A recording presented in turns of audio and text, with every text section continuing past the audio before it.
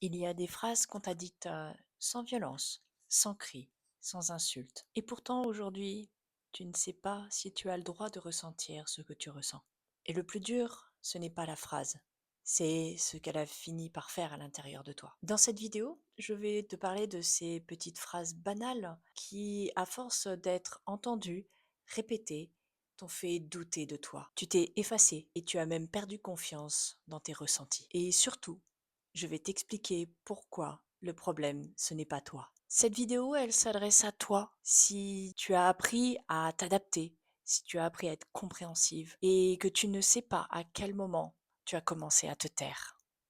Elle s'adresse à toi aussi si tu n'as jamais vraiment mis de mots sur ce que tu vivais, mais que tu sentais que quelque chose n'allait pas. Et si tu cherches quelqu'un qui te dise que tu exagères et qu'il faut peut-être simplement se montrer patiente, eh bien là, c'est sûr, cette vidéo n'est pas faite pour toi. Oh, tu exagères, faut pas le prendre comme ça. On ne peut jamais rien te dire. Ça va, c'était pour rire. Ce ne sont pas des phrases violentes.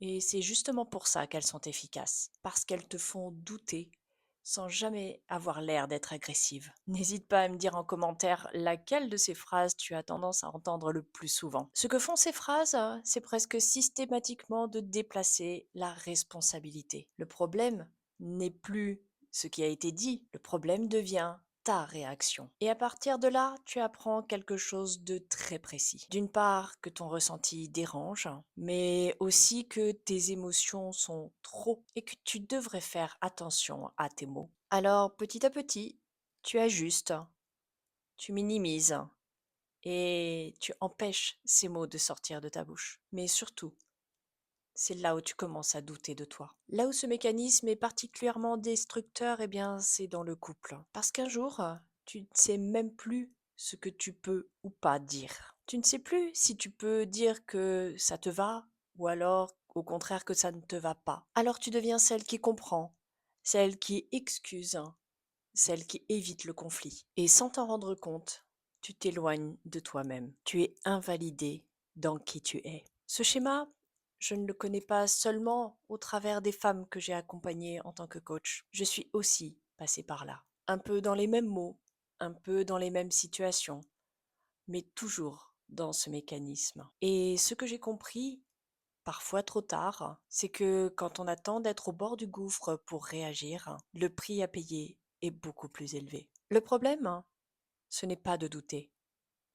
Le problème, c'est de s'habituer à ce doute. Si en écoutant ces mots, tu te dis «Et pourtant, je croyais que c'était normal ce que je vivais», n'hésite pas à me laisser un mot en commentaire. Je saurai que tu as compris quelque chose d'important. À un moment, il faut se poser une vraie question. Combien de temps encore es-tu prête à tenir, à te faire toute petite pour que cette relation tienne? Parce que l'amour ne devrait jamais te coûter ton identité. Aujourd'hui, j'accompagne des femmes qui sont arrivées à un point de non-retour. Pas pour analyser encore pendant des années, pas pour comprendre intellectuellement, mais pour redéfinir qui elles sont, reprendre leur pouvoir de décision et arrêter de se perdre pour maintenir une relation. Mon accompagnement s'adresse aux femmes qui ont compris que continuer comme avant, ce n'était plus une option. Si cette vidéo a mis des mots sur quelque chose que tu n'avais jamais osé formuler, n'hésite pas, tu peux m'écrire. Et si tu es à un point de non-retour,